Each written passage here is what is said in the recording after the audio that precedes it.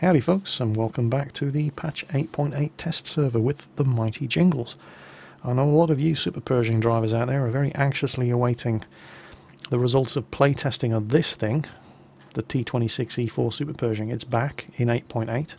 It's been rebalanced in light of the changes in patch 8.6, but the official Wargaming World of Tanks website is very sparse on the details of actually what that rebalancing is. So what exactly has changed on the SuperPershing? Well, as far as the raw numbers are concerned, the armour has been nerfed by 1mm on the front of the hull and the front of the turret. Turret used to be 102, now it's 101. Hull used to be 178, now it's 177. So that's nothing. But what has actually changed is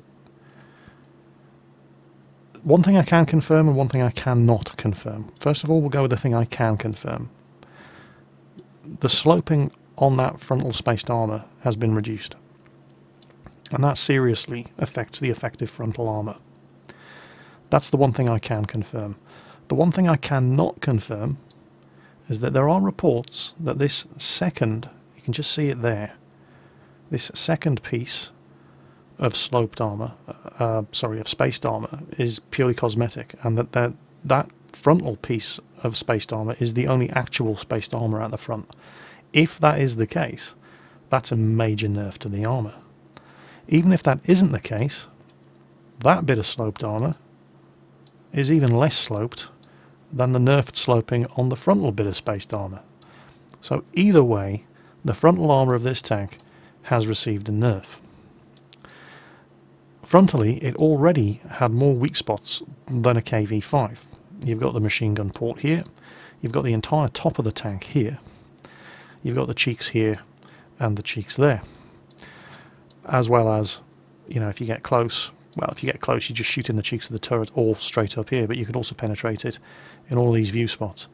So this was always pretty much a tank that had great frontal armour providing you were at medium to long range, because anybody with any accuracy would just ignore your armour and shoot you right in the weak spots over and over and over. I certainly do whenever I was facing SuperPershings. Taking into account that those weak spots are still there and they're just as easy to hit, and that the overall effective frontal armour has received a serious nerf, it's very difficult to get excited about the new SuperPershing in patch 8.8. Another massively annoying bug here on the test server is that all of these tanks that have changed on the test server, tanks like the SuperPershing, most of the Germans, what else? Nothing leaps to mind, but the tanks that have changed, that you already had in your garage, you can't take into battle. It'll say here ready for battle, but you hit the battle button and it just says vehicle is not ready. And in order to actually take the thing into a game, you have to sell it and then buy it again. So it's a massive pain in the arse. That's why I'm down to 9,000 gold, because this thing still costs 7,200.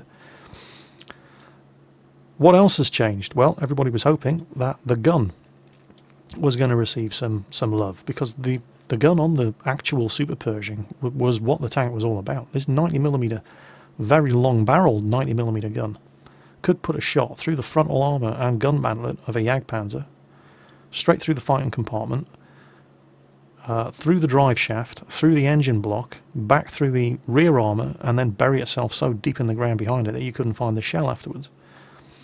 Well, you can get that performance on the SuperPershing's gun, but you always could get that performance on the SuperPershing's gun if you were prepared to shell out for premium ammo.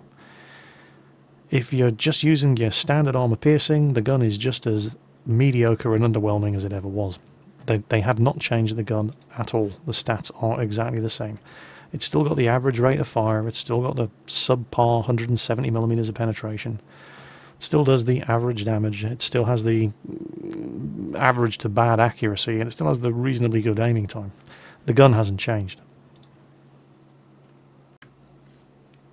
Now, it's very difficult, as it always is on the test server, whenever you're looking at a tank that has strong armour, because everybody on the test server is flinging gold around.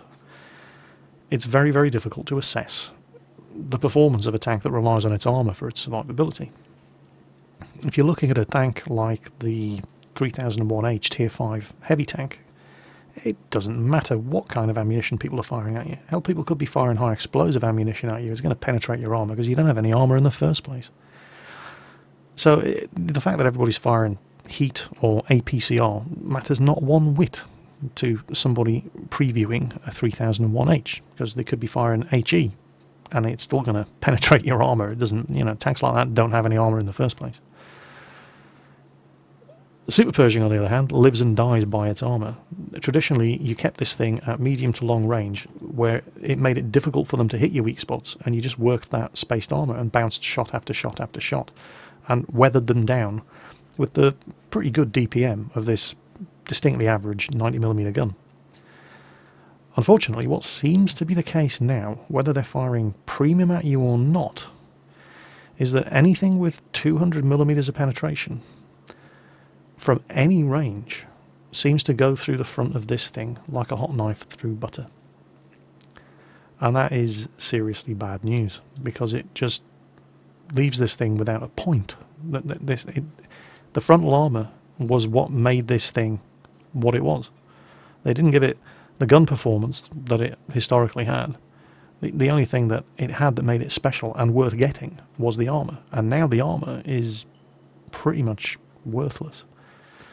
Now, the good news for Super Pershing drivers is that you can sell this thing back for the gold that you spent on it.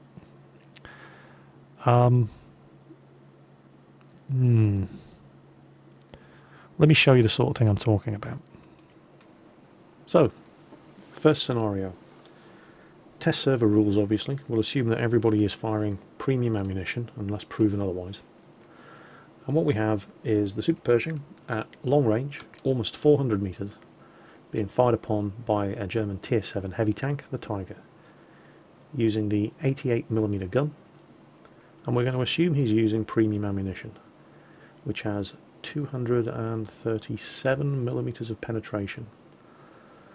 The Tiger's premium ammunition is APCR. It is not high explosive anti-tank, so it is not ineffective against our spaced armor. But the Tiger's premium ammunition isn't that good.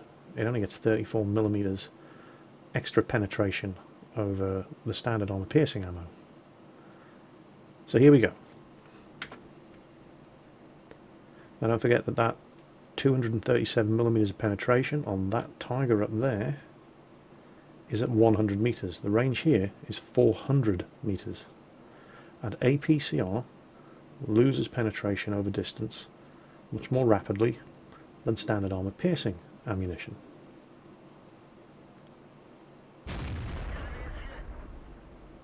So he's up there. There he is. He hasn't spotted me yet. Okay, now I've been spotted. Now I'm going to start getting shot at. Remember, at the very best he has 237mm of penetration at 100 meters, and he's 400 meters away.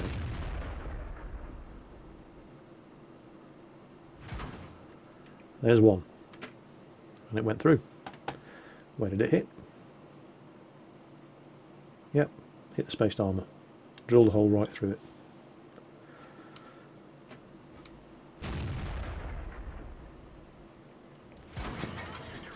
There's another one, but that one only damaged the tracks. It's difficult to say exactly where it hit.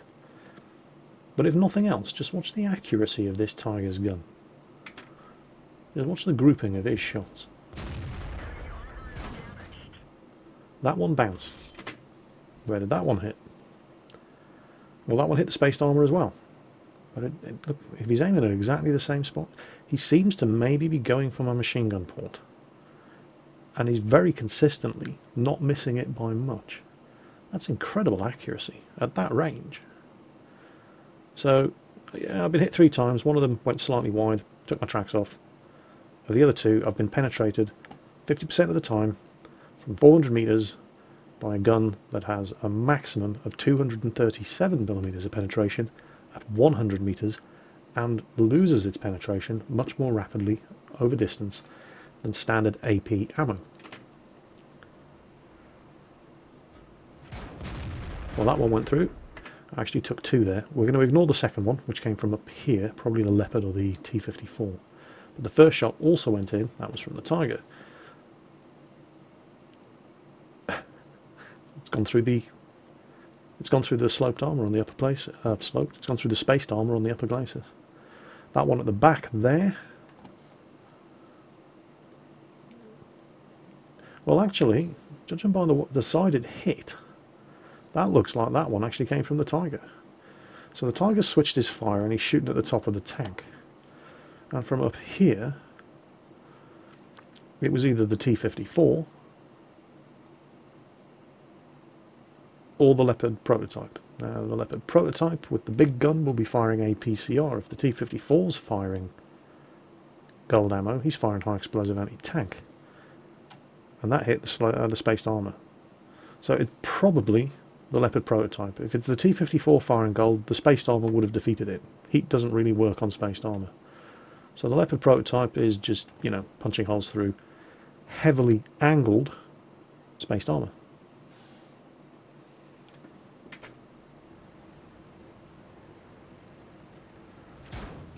Okay, and again, that one was from the Tiger. What I'm doing here is basically, I'm trying to just be shot at by one person at a time so I can see what the Tiger's gun is going to do to me, because that's the one I'm interested in. And that one, yeah, well, that was always going to penetrate. You see, just under the gun mantlet. Made that one easy for him as I backed up here and increased the angle. But we'll keep going. Hit me again, only this time, yeah, it's where you're always going to penetrate a Super Pershing, every time you fire. He shifted his shots. I'm going to assume this guy was firing APCR ammo, and he thought, we'll see if we can get through with APCR. And he did, but not consistently, not from 400 metres away. So he just does what everybody else does when they're firing at a Super Pershing. And you start shooting for the spots that are never going to bounce. What's interesting is that from 400 metres away, he can hit every time. And there it goes. Finished off by a pattern.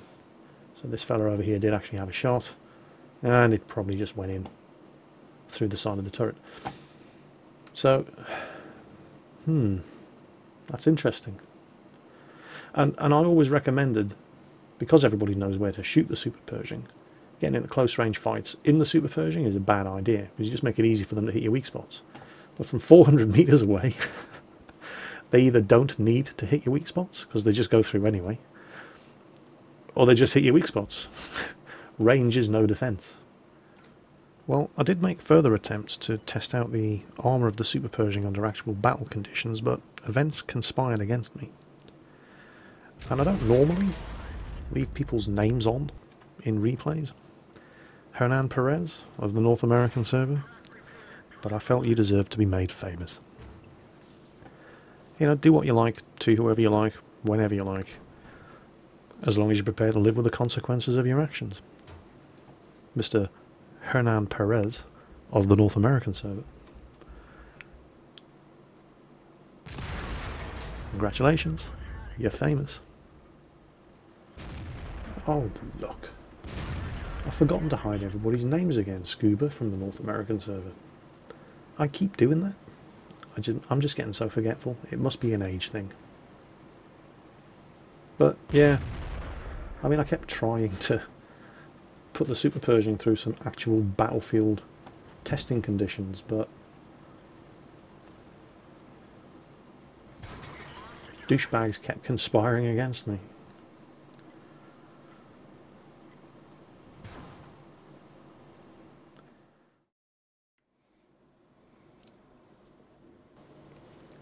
So screw battlefield testing, because I could have been on all day and still not been able to prove anything conclusively.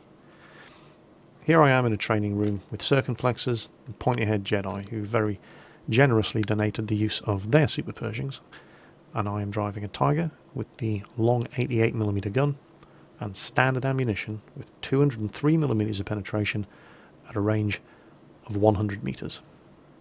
2 targets, 1 angled, 1 not. Tiger at 100 metres.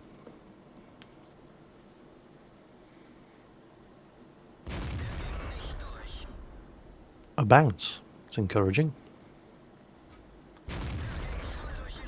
But we didn't get many more bounces.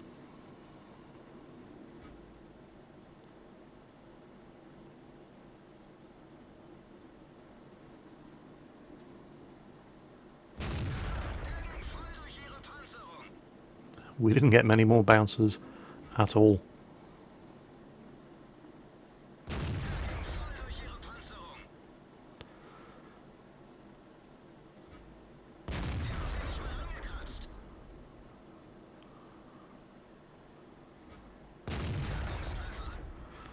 It seems like with a gun with 200mm of penetration, that seems to be the sweet spot. You can cut through the front of a SuperPershing in its strongest armour like a hot knife through butter. Roughly 25% of your shots are going to bounce. 75% are going to go right through the front of this thing.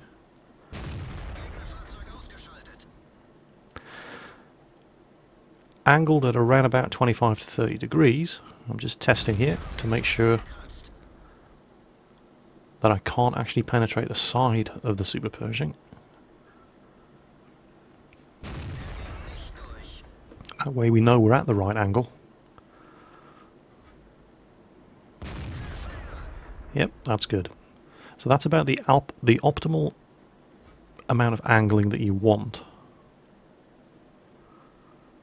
to give the maximum amount of protection to your frontal armor, while still making sure that your tracks are impenetrable.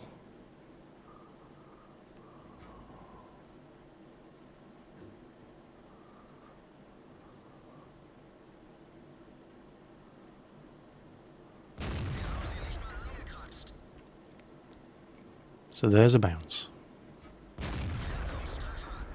But that one went through. And there's another bounce. Check out the buffed rate of fire of this Tiger's gun, by the way. And that one went through. So we're at 50% penetration.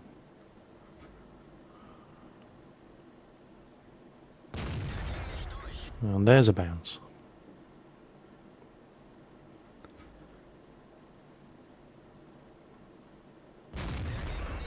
And another bounce.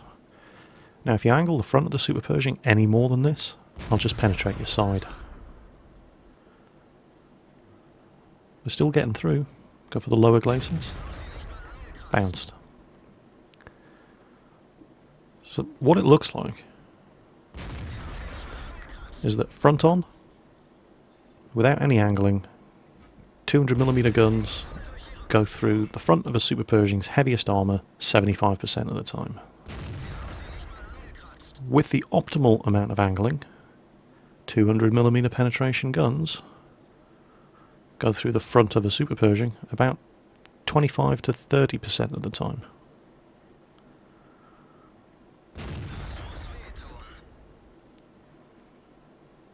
Spaced armour at the front of the turret, covering up the gun mantlet, does seem pretty good.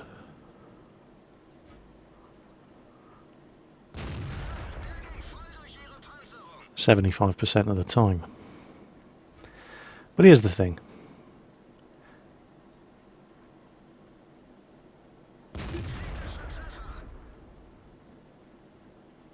If you're worried about any of that armour, just aim for the old weak spots anyway. Because the SuperPershing has more of them than at the front of a KV-5. Well, just for the sake of being 100% complete, there are actually some buffs to the SuperPershing. It hasn't just been nerfed across the board. It now has a whole 50, count them, 50 more hit points. And the top speed has been increased by around 2 kilometers per hour. But the top speed of the SuperPershing in the first place was mythical. It hasn't received an engine buff. You'll reach that speed going downhill, but that was the only time you ever reached the top speed on the SuperPershing anyway. It's still just as slow and sluggish. And yeah, that's pretty much it. Is this thing worth 7,200 gold? Well, it was dubious whether or not it was worth 7,200 gold in the first place. When this thing first came out and nobody knew where to shoot it, and the frontal spaced armor was actually good, It was great. It was a license to print money. But then after a couple of months, everybody learned where to shoot it, and these things just started dying like flies. And now, well, you've seen the evidence with your own eyes. Draw your own conclusions. All I know is I will probably be selling mine.